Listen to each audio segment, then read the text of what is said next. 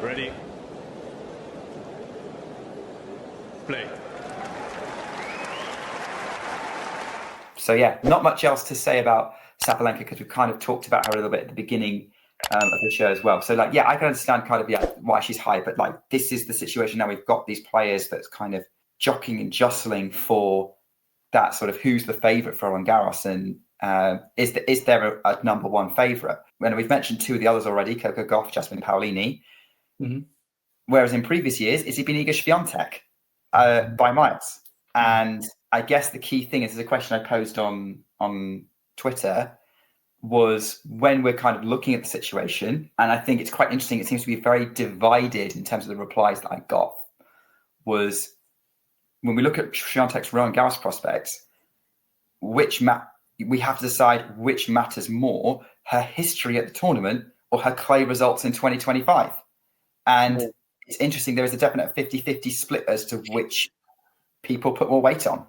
I mean, I think the answer is pretty obvious, right? Recent form, like her own results are great. Why wouldn't you also put that into the equation? It's like, she's got a great history in Rome.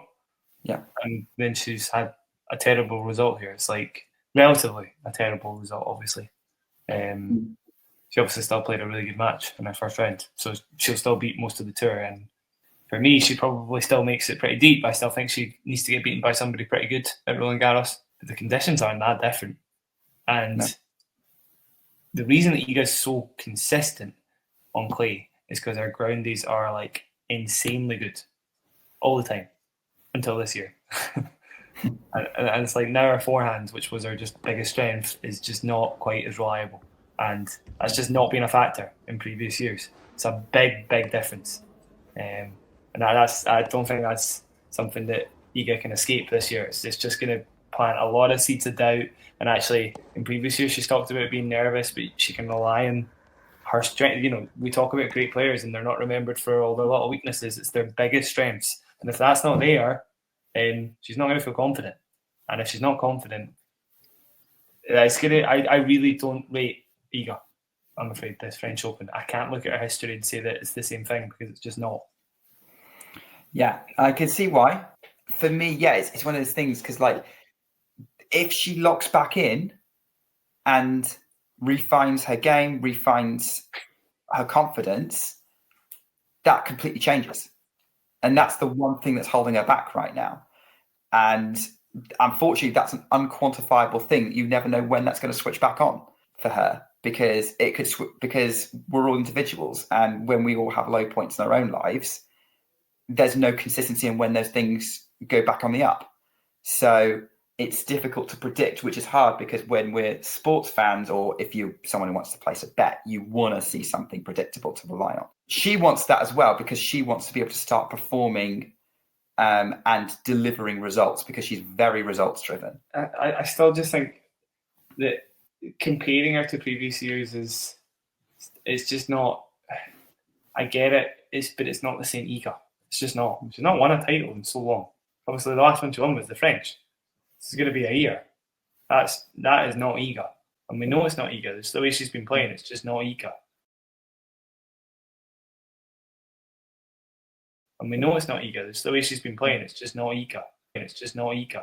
And it's just not Iga. So I find it hard to say anything about Iga, talking about her like it's the same person. It feels like a different version, and I get it.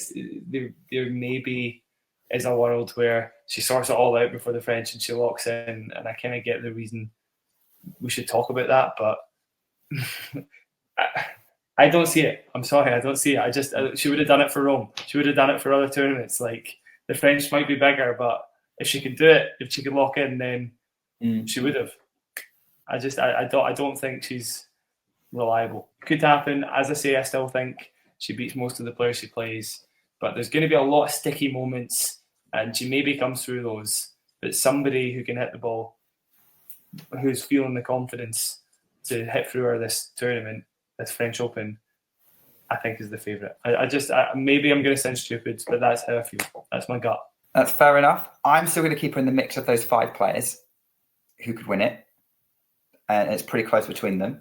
You were mentioning before something about players forgetting their strengths to try and fix other parts of their game. Do you think that's what's going on with Iga?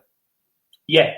So I feel like I'm sure she's working on it behind the scenes, but that feels like that's what's dropped off. The forehand was always super reliable most of the time. Do you know what I mean? But relatively, it's definitely taken a big dip. It used to be something she could just use to win matches almost single-handedly. Obviously, the backhand is just as special. But it feels like that's the bigger strength, and it's just not there at the moment as reliably as it has been. So I don't know. Obviously, there's other stuff going on with changes in the team, and maybe that's what instigated all this kind of doubt, and that's why she's feeling underconfident, and why the forehand is maybe regressed a bit. So it's maybe not stuff that she's working on necessarily. It could be personal stuff. It all seems to be that with Iga. She kind of talks about life a lot of the time when she's talking about her form and how she's feeling, and she's that kind of player. I think she does. She plays, with her heart. Do you know what I mean? Like she kind of plays how she's feeling a lot of the time.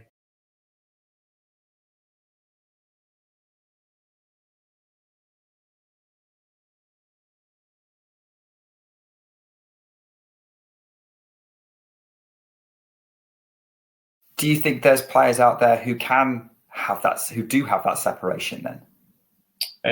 What do you mean? Sorry? What's going on outside tennis affect how they're playing? Yeah, I would say so. I don't really know for sure. Obviously, I don't know for sure how. Do you know the reason I'm saying that, Nick, actually, is because Iga talks about it a lot and other players don't. So it's quite hard to know. Do you know what I mean? For other players, it's difficult to know because they don't talk about what's going on outside of tennis.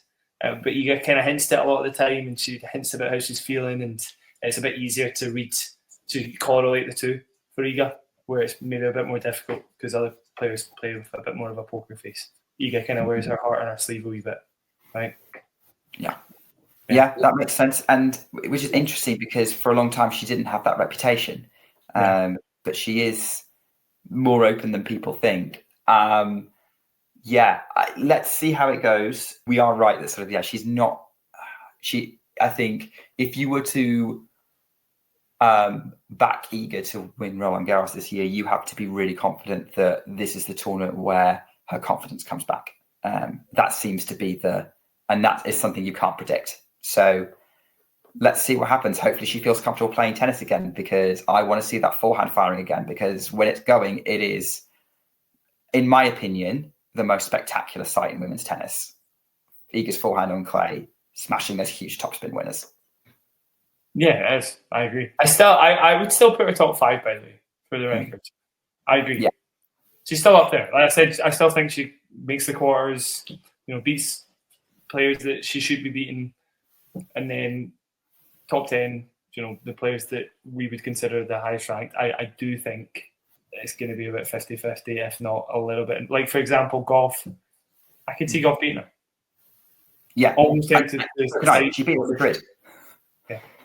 So, that's how I feel. Maybe it is a bit Iga slander, but it is what it is. If you enjoyed this video, make sure you hit that like button. Don't forget to subscribe and click that notification bell so you don't miss out on all things tennis.